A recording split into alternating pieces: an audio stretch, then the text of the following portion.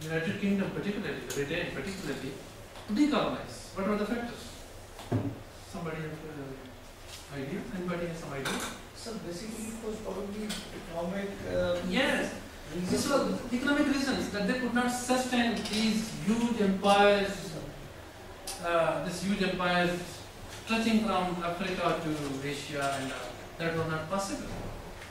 Economic reasons were that because of the successive two wars, World War I and World War II, the economy of the United Kingdom, and for that matter, the economy of France, and that was almost, it was a very, very weak state. Then, the beginning I said that these are episodes. They brought the Europe to a stage novel as compared to the rest of the world, because whatever they have said in the politics, the arbitration at the global level, that was not with them anymore. Then UK, Portugal, and they started withdrawing as the colonial powers. What factors indeed motivated these? The legacies and the conception of the nationalism, that was very, very important. That is over the period of time, the clashes and all that we are a nation. Ultimately, we have a right to live, and the grip was loose with the passage of time, particularly during the World War II, and to some extent after the World War I. Nationalism was indeed a very, very important factor than most of the revolutionary moments. In awareness and communication between the various parts, that is through war, through other contexts, through some means of communication which were in their developmental stages, it was known that this particular region has attained its independence after doing this much. So let's have a start of that. One after the other, and the civil wars, and particularly the insurgencies against the occupation forces, the colonial powers. Those were again major factors. And then different attitudes for the different aims, because the colonial powers, they have different aims, but the people's attitude was took a different road to indifferent now with the passage of time. Here, before start of the Cold War, I would say that this was a time that starting from World War II, United Kingdom was never ready to liberate or to decolonize what they had, the colonies in the form of Asia, but we were in the subcontinent, South Asia, in Africa and all that. After that, till 1990, 49 countries which were under the occupation of the colonies of the United Kingdom, they were liberated. And the first one were India and Pakistan on 14 and 15 August 1947. Thereafter, it was a series. Generally, as far as the South Asia was concerned, the process of giving the freedom was peaceful. But what happened, what transpired, that the division or the partition of the subcontinent was so illogical that we faced a lot of problems once the physical movement of the people have started from across the borders of Pakistan and India. There were some other countries, Malaya, etc., where the United States of America, United Kingdom, they tried to keep these people under their occupation for an indefinite period, but resentment was so strong that they could not do that. In contrast to decolonizing 49 countries which were under the United Kingdom, the case of the French is something very, very different. In France, they liberated some of the areas. Somebody has a knowledge of Indochina. Indochina. What is the Indochina? Any concept?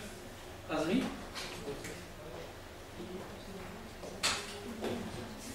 No, Indochina nahi hai. Indo? Yes. Indochina. What is this? Sir, China. Yes. Anybody? Sir, Tibet or Buddhist type. The Vietnam. Good. Vietnam. Here's the point. Indochina, basically, I just give you a detail about this particular region from the map. That if you see this map, this is the China. You can see this is the China, And then this is the India, New Delhi. Here you can see the countries of Southeast Asia, so Southeast Asian countries. The concept of Indochina is that these areas, these countries which are Vietnam and Cambodia, Laos, three countries, Vietnam, Cambodia and Laos. Basically these three countries, they are primarily grouped as Indochina. And here the France was having a totally domination over this, and they were France was not ready to liberate this particular portion. Why this region is known as Indochina? Because these people they have a mix of culture of China and India, but particularly these three countries, Vietnamese, they have major portion, a major influence of the culture. Otherwise, if you see the Southeast Asian countries and ASEAN countries, I've said ASEAN countries. Anybody who can exactly define what is ASEAN? Well, ASEAN countries, they have generally, as far as their origin is concerned, you would see that their feature are Chinese in origin. And some of these countries, they have something to do with the Indian culture also. That's why this region in the history is known as Indochina. France faced a lot of problems because they wanted to hold on as far as the Indochina is concerned, but later on, under the strong resistance, they had to vacate. But where the France was adamant to liberate or decolonize, that was Algeria. They thought that Algeria is something which is the integral part of the integral part of the France, that it's not going to be decolonized.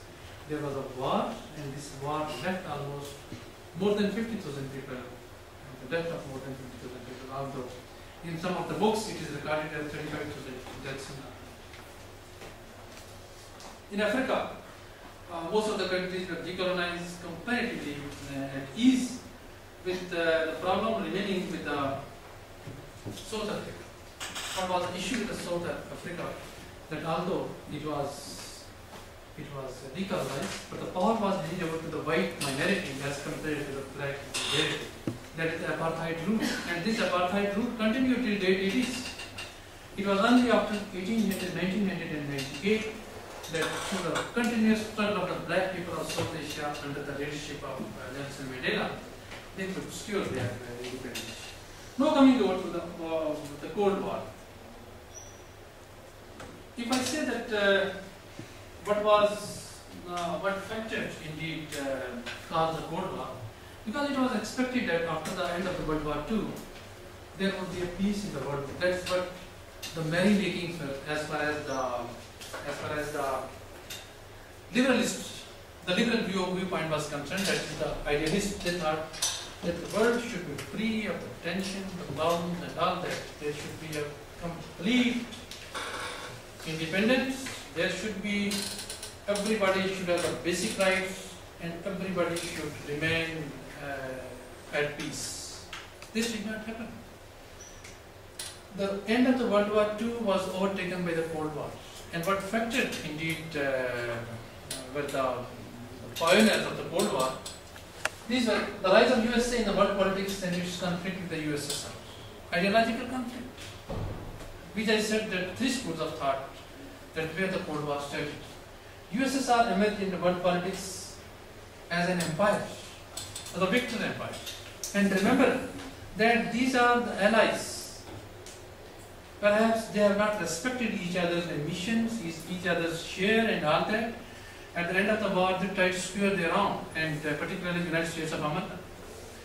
Then start of Cold War, as I said, the different concepts, 4 or 5 concepts. One concept is that it was 1917, 1942, 1945, and some say the 1950s.